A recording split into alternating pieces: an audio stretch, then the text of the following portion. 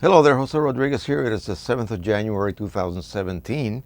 This morning we woke up to a snowstorm. It was really snowing pretty strong outside, and I was worried that we were going to get hit by an unannounced little blizzard, and that happens often in this area of the country. So, turns out that we were just getting the upper edge of a storm coming from the south. It hit our mass of cold air, it had a lot of moisture. We just got about 3 inches of snow. The southern part of Maryland and northern Virginia is getting hit down by the beach areas. All of the resort areas down there are literally getting hit by snow, which is kind of rare for that area of the country. Anyway, so we are snuggled in. Hopefully, we'll be able to make it to a concert tonight that we were invited to go to, and that should not be a problem. But I wanted to come back and revisit the subject of film and digital.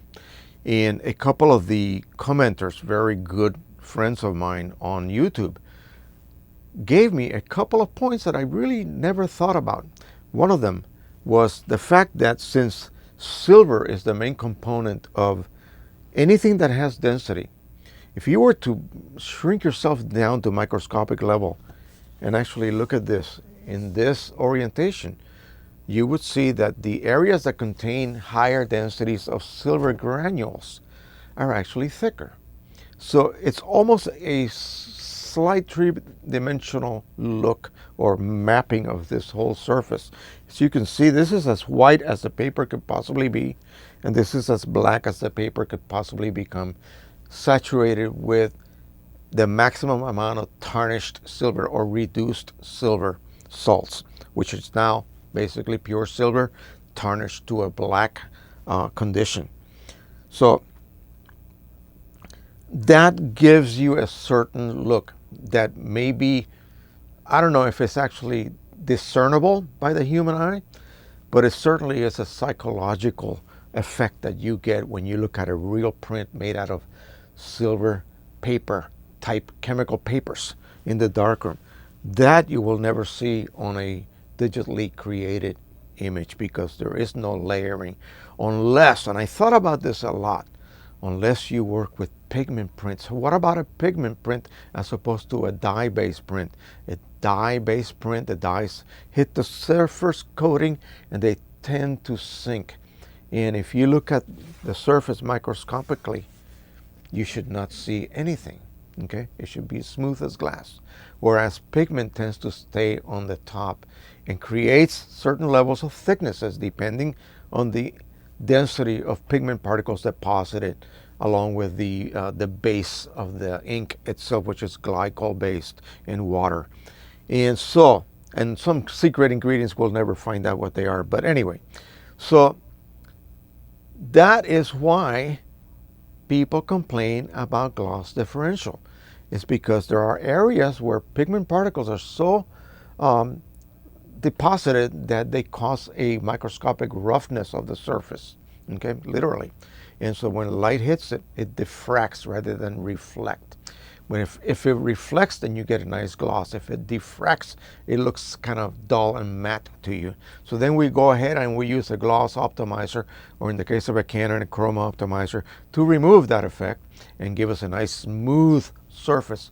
Well, you've already at that point negated the effect that you would get from a silver print, which microscopically is thicker here than it is here. Okay.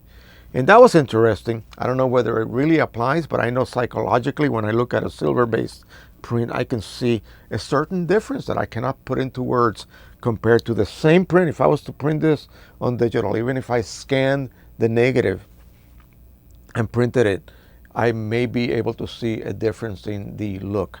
Now, when I shot this, literally that's the sun, and it's maybe a 5 o'clock-ish type sun. This was in Europe, by the way, in Belgium. In rule of thirds.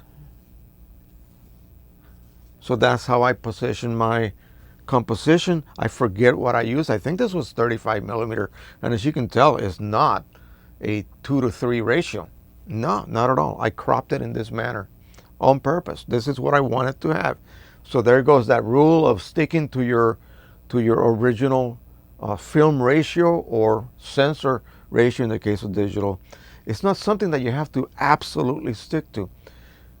It's all about the image, the final result, and what you have in mind.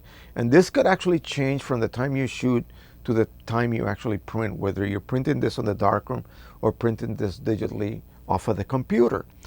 When I edited this, I used an easel with adjustable margins and I set it to this particular shape. Okay, I have no clue what the ratio is. Maybe it's like a 4:5 ratio, but I really don't have any clue, and I really did not care whatsoever when I was cropping this under the enlarger. So another thing that was brought up is the subject of when you shoot film, you have a certain amount of control about the environment that you shoot in. So let's just pick something that is not going to move. Say, for instance, you're shooting a still life. You have total control. You can set the background to whatever tone you want. You can use a piece of black velvet, green velvet, whatever you need for the background. You are the master of that set that you are creating to shoot that still life of bowls of fruits or whatever the case may be. And then you have control of the lighting, full control. So then you have all day to do this. You set up your camera, you get your composition just perfect, and click. Now, what you might do is maybe click another frame, one f-stop more exposure, maybe click another frame, one f-stop less exposure, or maybe half an f-stop. And that's called bracketing, and you could do that with digital cameras as well.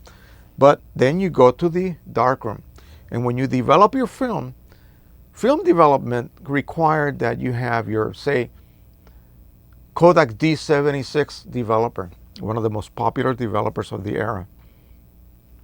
I believe, if I remember correctly, it had to be 68 degrees Fahrenheit in so many minutes with so much agitation every 10, 15, 20 seconds.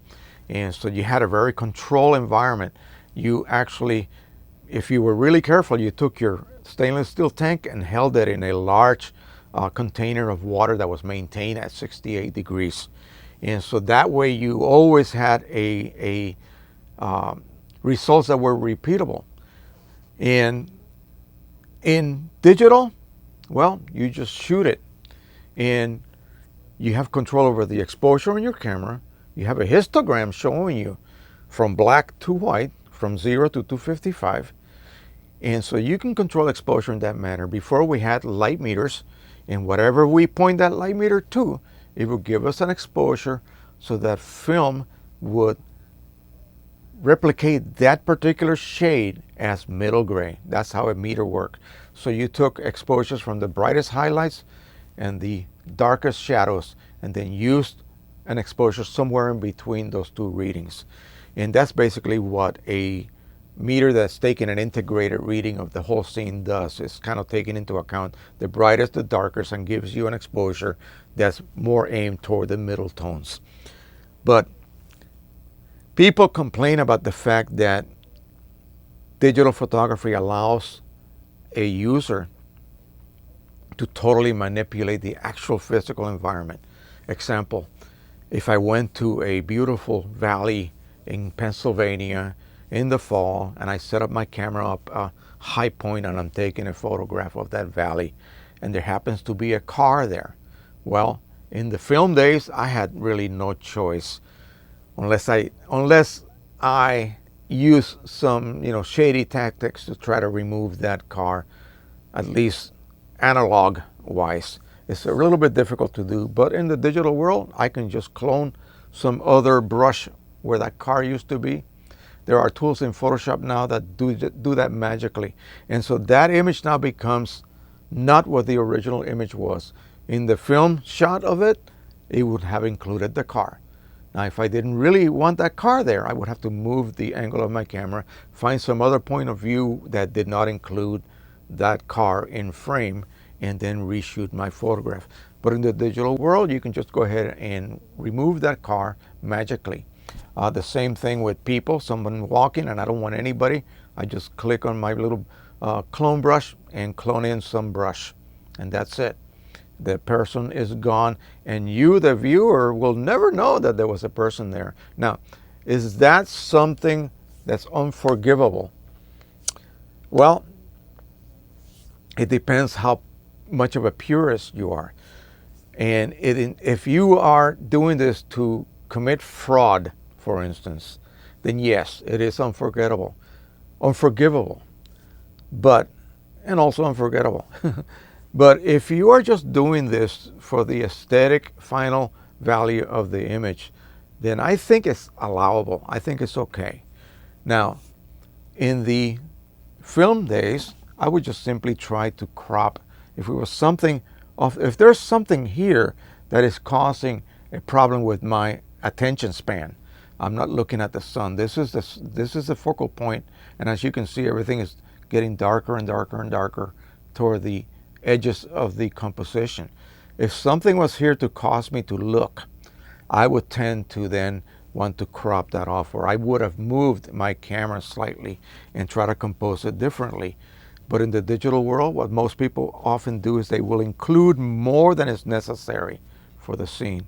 And then they will spend time in the darkroom, in this case the Lightroom, in front of the computer, and use your crop tools in Photoshop or Lightroom or whatever you use, and then crop away that distracting object away from the scene. If there was a bird here, that would have been awesome. I would have loved to have an owl sitting right here. But say there was an owl sitting right there and I did not want it to be.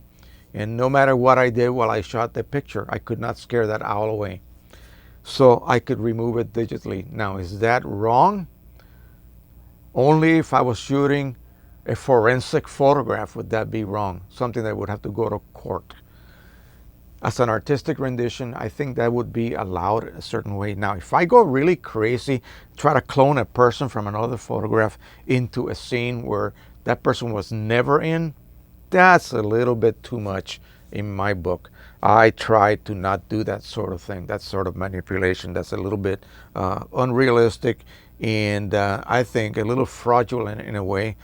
In the case of most photographs that you see, you expect them to reflect what the photographer saw when they were shot. That's it. I hope that you guys understand, and I know a lot of you guys came from that era and you have ideas, and I would ask you guys to just flood my comment section with whatever thoughts come to mind. I really want to go back and explore that. I'm looking into buying a good film scanner, and I don't mean a letter size type scanner that will also do film. There are some dedicated film scanners. They're a little bit pricey, and they will do, say, up to like 4x5 sheets of film. I don't need something that big. I need something max. I think it would be like 6x9 centimeters capacity. Now, like I said, they can be a little bit pricey. But that would be awesome, because I have books and books and books of all my old negatives that I would love to go back and scan, and they have been kept in, perfect storage conditions, so they should be impeccable. And that would be awesome to be able to go back and recapture some of those images, at least digitally. And because you can adjust so many parameters as you're doing the scan capture of that negative, you can actually adjust things that you could never do in film. For instance, and I'll leave you with this thought. These areas that are shadow, when I exposed it, of course it was underexposed. I actually took a reading off of this area here and underexposed it. If I overexposed it or exposed it normally, then these trees would look normal density. The sky would be completely white. What's the point? The point of this is the sunset. So of course I take a reading more toward the sun and underexpose the image. I really don't care what happens. I don't care that I don't see bark here or here or here. But in the digital world, it's often possible to extract detail that would not be extractable in the film realm. You could actually, if you shoot raw, you can actually enhance or extract detail in areas that normally would have fallen to the point where in the negative this would have been totally transparent with absolutely no detail. In fact, that's probably the way it looked when I developed this. So I like this photograph. Unfortunately, it did get, I had it back here and I dropped some droplets of cyan ink on it, and basically what I can do is just go ahead and guillotine off the mount and just save it as a flush mounted print. It's got a little scratch on the surface here. But again, this is the, I don't know, you can almost feel the difference between this and a digital print, printed on a typical RC paper. Actually, you can actually feel it, and it's wonderful. It's a wonderful feel that these prints have. And one thing that I'll leave you with, I was fortunate enough when I was in Cologne, Germany. I was there for Photokina back in the early 90s, early 80s. It may have been somewhere in 1982 because I was there in Europe till 83. And they had an Ansel Adams display. And I walked up to it kind of unexpectedly. I didn't realize. And it was that one moon over the whatever it's called. And I said an expletive loud. Oh, blank.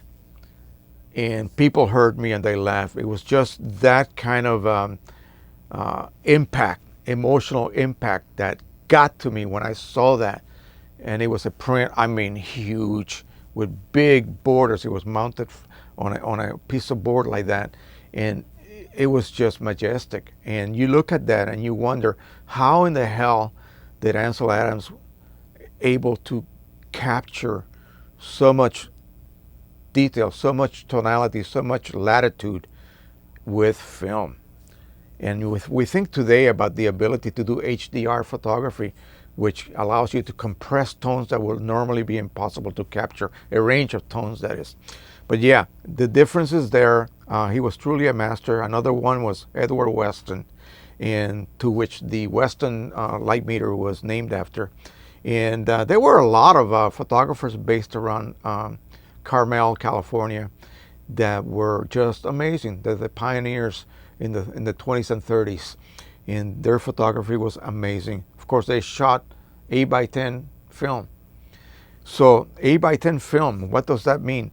This is 35 millimeters, so we get that 1960s look, nice grain pattern that I actually love. Those 8x10 negatives produced that creamy look that we now get with digital, because sensors are getting to the point where you get no digital noise anymore. You get so many pixels per inch that no matter whether you enlarge it to 16x20, you will never see pixels on the image. So images are very creamy. And they sort of, I complained about that earlier, but that sort of comes back to the days of the large film negative prints.